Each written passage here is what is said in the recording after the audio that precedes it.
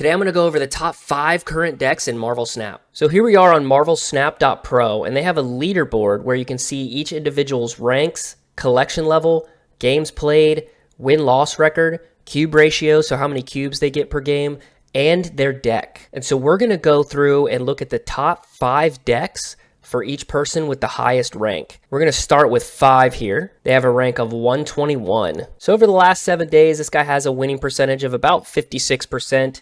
You can see these are the cards he has.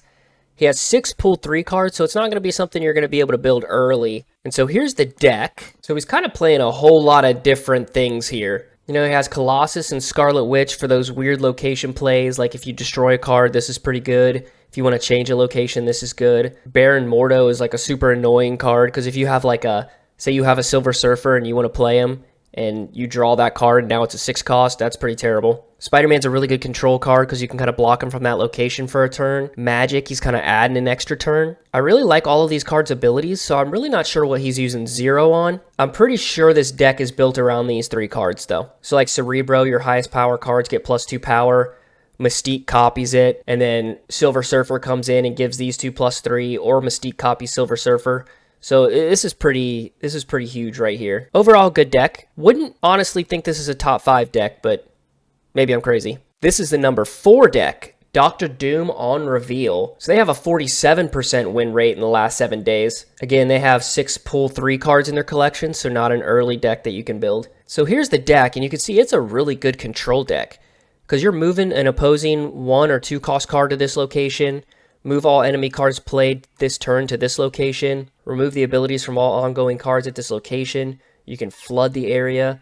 Lizard kind of forces your opponents to play in a certain location. If your opponent played cards here this turn, move them randomly. This deck is really good at forcing your opponent to play cards where you want them to play them. And then Doctor Doom and Captain Marvel are just a really good 5-6 combo here, because she's awesome, because if you have a chance to win, she's flying to that location, and so that's a clutch card. I'd say this is worthy of a top spot. Here we have deck 3, and it's our first destroy deck. They have a 61% winning percentage over the past 7 days. They have 5 pull 3 cards, and She-Hulk, so they have a pull 4 card. So this is like a classic control type destroy deck, so this is really good. Of course, you got the Hood in here, who's like a chump card who you can destroy, but it also gives you a 1/6 demon. You got Nova that gives everybody +1.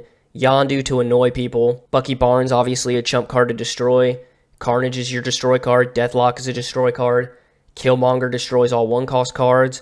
That's making death super cheap. She-Hulk costs 1 less for each unspent energy last turn. This deck's kind of cool, because on turn 3 you could play Wave. Turn 4 you play Magneto. Turn 5 you don't play anything.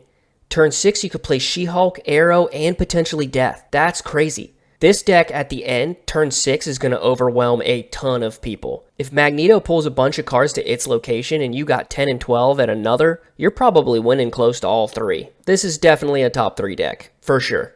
For sure. Alright, this is number 2. This person has a 58% win percentage over the last 7 days. They have 6 pull 2 cards and only 2 pull 3, so this is probably a deck you could run a little early if you wanted to. Okay, so I like the setup here. They're trying to be super annoying and really ruin your day, because they got Iceman that's going to make one of your cards cost 1 more. Scorpion is like my least favorite card in the game to be used on me. Lizard, again, kind of forcing you to play at a certain location. Mr. Fantastic is a really good utility play. Polaris, again, moving your cards to a certain location. Storm, control a location. Shang-Chi to destroy one of their high power cards. Vision can move around the map and kind of help you out. And then America Chavez is always really good, because you're guaranteed to draw her on turn 6, so it's a little 9 power on turn 6 if you need it. Overall, this is a pretty good deck. Definitely more feasible if you're early pull 3, because you can definitely substitute some of these pull 3 cards out and probably get just as much value from other cards that you put in there. Because the real key here is probably, being annoying with these cards and then controlling with a couple of these that aren't necessarily pull 3. I like it. Yeah, top 2, I don't know. But this person's a grinder. Has to be a grinder. All right, and now we're about to look at the top 1. But you can see here they have a rank of 199, but a collection level of 248. So to me, it seems like they're not upgrading their cards. And you can see here, they have 1 starter, 3 collection level 1 through 14, 6 pull 1, and 2 recruit season. So they have no pull 2 cards. And I think they're just barely in pull 2. So they're playing against all pull 1 and pull 2 cards. So they're probably, if they're good at the game, they're probably like smurfing and crushing everybody. They have a 62% win ratio over the past 7 days. And so here's their deck. And it's just your classic Moon Girl Devil Dinosaur. If you remember being in pool 1 and you were kind of up on the meta, this is it right here. This is it. And there's a lot of stuff they can do. Moon Girl, Devil Dinosaur twice. You can Iron Man and double power somewhere. Every single one of these cards is basically an ongoing, except for Moon Girl.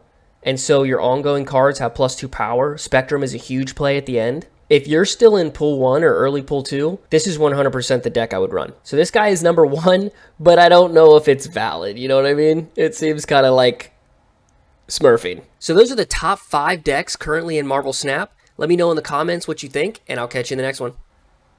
Like and subscribe. Thanks.